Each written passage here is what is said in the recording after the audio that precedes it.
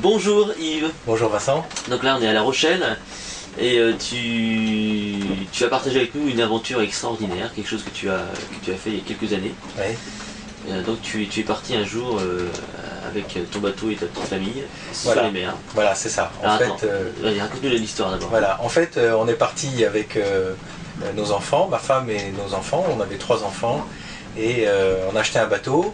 On est parti pour faire le tour de l'Atlantique en bateau avec nos enfants. Et on a vécu pendant 2 ans sur ce bateau de 11 mètres, un catamaran. Et nous avons accueilli un 4e enfant qui est né pendant notre voyage et qui a vécu sa première année à bord. Alors comment c'est venu cette idée, comment un jour on décide de partir? On décide de partir d'abord parce qu'on voit que d'autres personnes le font. Alors on se dit pourquoi pas moi, découvrir la terre, la mer, les pays, les îles, la mer bleue, les cocotiers, le soleil, tout ça, ça nous attire. On a envie aussi de quitter peut-être l'univers quotidien, le stress de la grande ville, la course en avant pour toujours gagner plus, avoir un plus grand appartement, etc. Et puis essayer de vivre sa vraie vie plutôt que de courir après quelque chose de chimérique. Alors pourquoi la mer et pourquoi pas partir à vélo, en voiture? Alors pourquoi la mer? Je dirais que j'ai des atavismes familiaux puisque mon père a longtemps vécu sur son bateau aux Antilles et que donc c'est à l'occasion d'un voyage aux Antilles sur son bateau qu'on a découvert et qu'on a rencontré des gens qui faisaient ça, qui sont partis avec leurs enfants et qui ont passé plusieurs années sur leur bateau. Mais on aurait pu partir en camping-car comme d'autres personnes l'ont fait, ou en vélo, ou en tandem. Voilà. Ça, nous on a choisi le bateau, le catamaran. Alors, le déclic c'est vraiment ça, c'est de se dire on perd du temps ou c'est le break qu'il fallait faire absolument? Alors le déclic il va être différent pour chaque personne. On rencontre en voyage beaucoup de gens qui font comme nous finalement. Je crois que les collectionneurs de vieilles voitures rencontrent des collectionneurs de vieilles voitures. Les gens qui partent en bateau rencontrent d'autres gens qui partent en bateau et on s'est rendu compte que on a tous au fond de nous ce rêve de l'aventure, de la liberté, de découvrir la nature, la planète, de vivre proche de ses enfants, de rencontrer des gens, d'aller partir à la découverte de nouvelles civilisations, de nouvelles cultures qu'on ne connaît pas. Et le déclic se fait à un moment donné où on rencontre quelqu'un, où on lit un livre, où on regarde une émission à la télévision qui nous pousse à agir, parce qu'à l'intérieur de nous, il y a déjà cette envie de partir. Parce que bon, cette envie-là, j'imagine, il y a plein de gens qui l'ont, comme toi, ils rencontrent des gens, mais entre le rêver et passer à l'acte, il y a quand même une grosse différence, quoi. Alors comment ça s'est passé? Tu Voilà. as parlé avec ta femme? Voilà, tout à fait. On était donc sur le bateau de mon père aux Antilles, et puis on en a parlé avec mon épouse, on s'est demandé pourquoi est-ce qu'on ferait pas ça nous aussi. Et puis on a commencé à discuter avec des gens qui le faisaient, qui l'avaient fait, et on s'est rendu compte que il y a un certain nombre d'obstacles à surmonter, bien évidemment, comme quand on veut partir déménager, changer de maison, changer de boulot, créer son entreprise. À chaque fois, il y a des obstacles.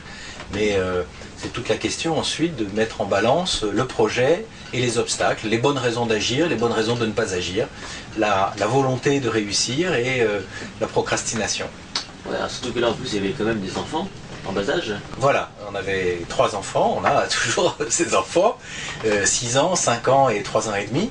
Donc quand on est parti, c'est clair que le petit dernier avait encore son biberon du matin, ne savait pas lire, donc on a dû organiser beaucoup de choses autour des enfants, que ce soit au niveau de la sécurité, que ce soit au niveau ne serait-ce que de pouvoir habiter sur un bateau avec 3 enfants, l'école à bord, les loisirs, les fêtes, les anniversaires, les Noëls, puisque tout ça ce sont des choses importantes pour les enfants.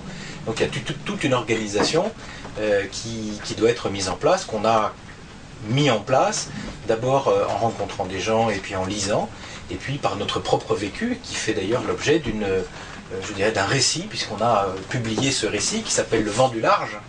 Et ce Vent du Large est un journal de bord de notre aventure qui a duré 2 ans. Que j'ai lu et qui est vraiment bien. Mais quand tu décides de partir un jour comme ça, c'est pour... tu sais pas combien de temps tu pars finalement. Tu t'es pas dit comme ça, je vais partir 1 an ou 2 ans ou... On part... Il y a beaucoup de gens qui partent 1 an.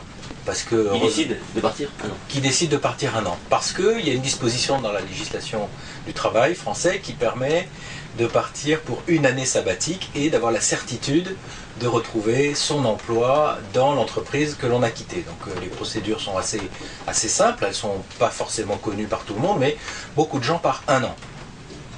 Et nous, on a décidé de partir 2 ans, et peut-être d'ailleurs on aurait pu faire 3, parce que on s'est rendu compte que le temps et l'énergie que l'on doit consacrer à la préparation de ce voyage est la même qu'on parte 1 an, 2 ans ou 3 ans.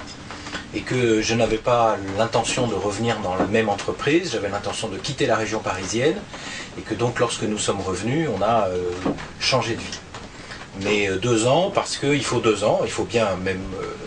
on aurait pu faire 1 année supplémentaire pour visiter, par exemple, l'Amérique centrale. Je regrette un peu de ne pas avoir visité l'Amérique centrale, mais 2 ans, ça permet vraiment de descendre tranquillement les côtes d'Europe jusqu'à Lisbonne, de traverser jusqu'à l'île de Madère, de découvrir Madère, ensuite les Canaries, les îles du Cap-Vert, et ensuite on traverse l'Atlantique pour découvrir la Barbade, donc qui est une très belle île. Et puis ensuite on a visité toutes les îles des Antilles, le carnaval de Trinidad, et ensuite on a remonté l'arc antillais en s'arrêtant aux îles Vierges, à Porto Rico, en République dominicaine, en Haïti, à Cuba, aux Bahamas et en Floride où nous avons vendu le bateau.